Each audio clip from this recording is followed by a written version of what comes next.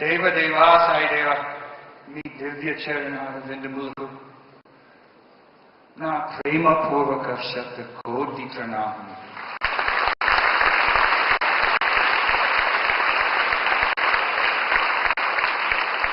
Dear brothers and sisters, respected elders, Sairam to you all.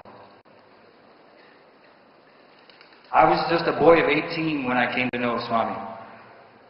Just at the time I was finishing my high school education. The United States is praised as having some of the greatest institutes of learning in all of the world. And in fact, I had many good teachers. But I never got the one thing I wanted. My educational training never gave me the answer to my one burning question. Where should I find happiness in this world? How can I sustain happiness in my life? In America, young people go off to college in search of jita, looking for more and more jita, higher salary. But they're not looking to elevate their jivatam. They're not looking to elevate their lives. Education for me really truly began at age 18 when I came to know Bhagwan Sri Satya Sai Baba. Many people say that America's a very rich country. There's no poverty in America. Everything's of plenty. But that's wrong. America's full of poverty. Sure, poor people may have air-conditioned homes, cable television, and cars, one or two. But the poverty we suffer is a poverty of happiness, a poverty of values. Only Swami can come and solve the problems of our educational institutions, be they in India, Africa, or in the West. Once Swami asked me, "What is Sai education?" I was totally unprepared for the question. And out from my mouth I said, "Having faith in God." And Swami said, "Yes." But I had a doubt. In the secular West, it's not easy to talk about God.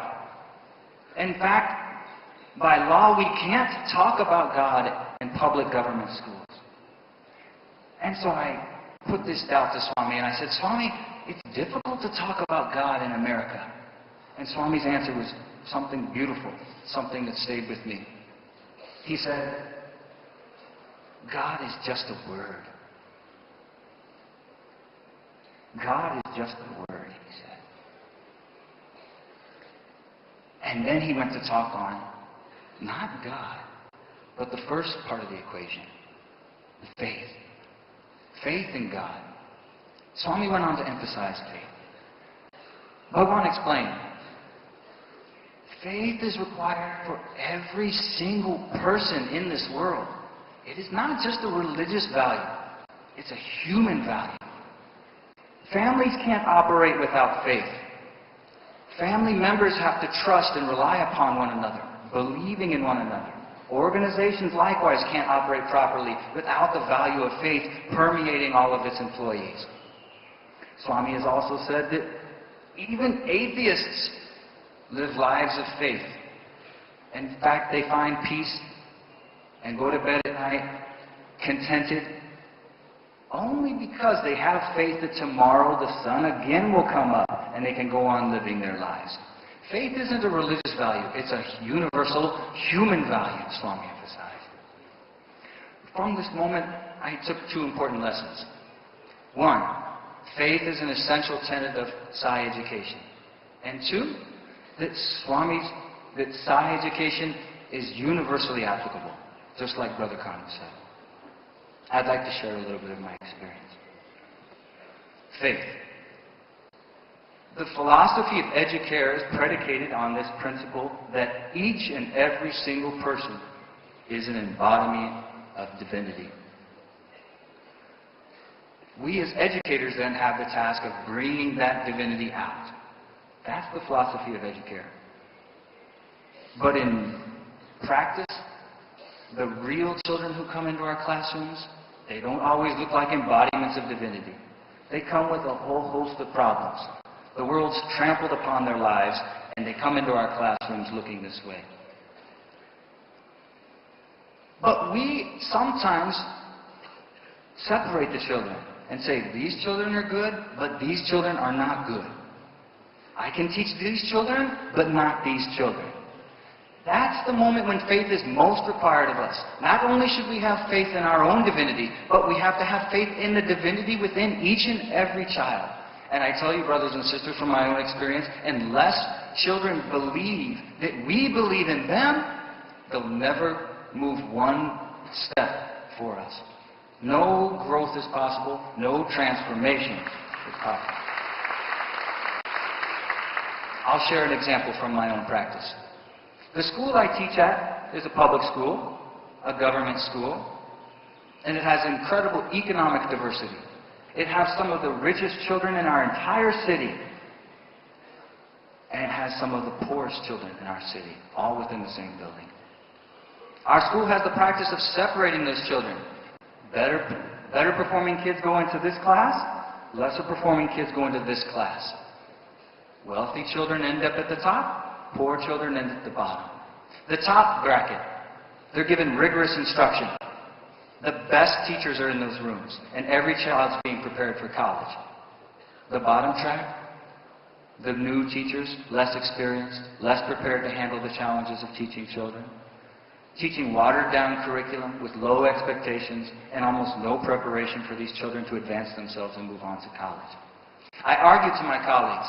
I said, fellow teachers, every single child is capable of meeting high expectations if we first expect them.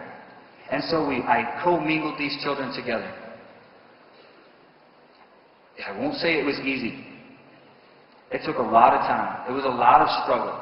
Struggling children needed extra help, extra time. But by the end of the year, when we had our final examinations, our classes outperformed all of the other classes.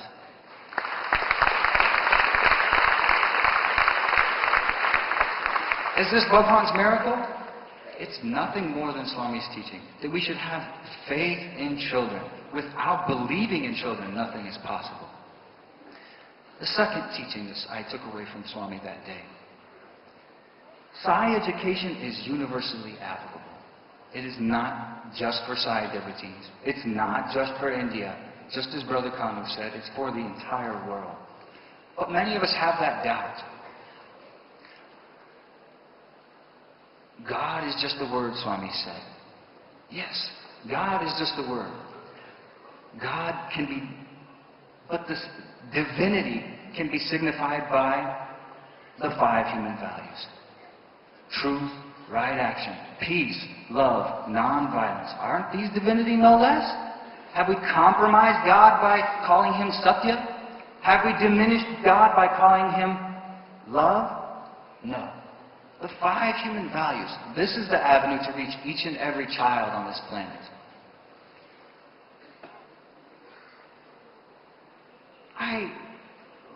A small example. With my children, I one day put to them Swami's well-known saying, do good, be good, see good. Swami has guided us all these years. I put this to my class. I've done this multiple times now. And then I just asked the children, which of these comes first in the development of a person? Which should we do first? Should we first see good in order to do good and finally be good? Or should we first do some good in order to become good and ultimately see good? Always the same thing happens.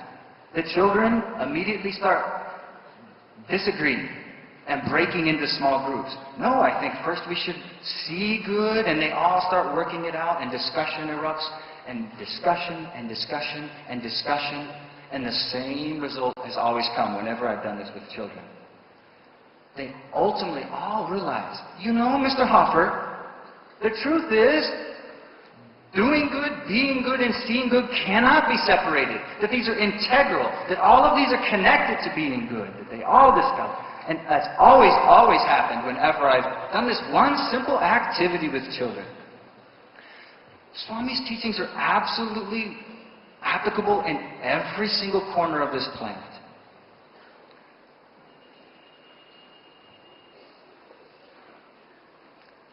Bhagwan, the world's children need you desperately.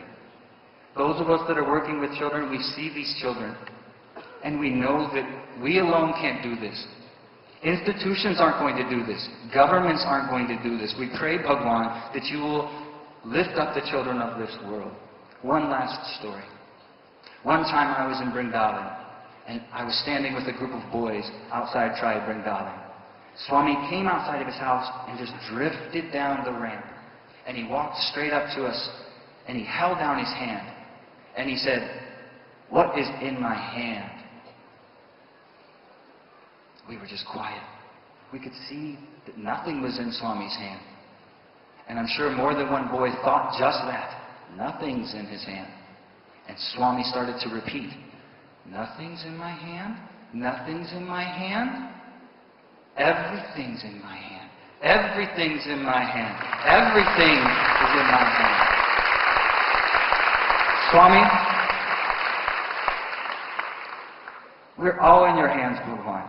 And nothing needs your help more than our institutions of education. I pray, Bhagwan, that you'll take us in your hand and lift us up and save us all from the suffering. Sai Ram.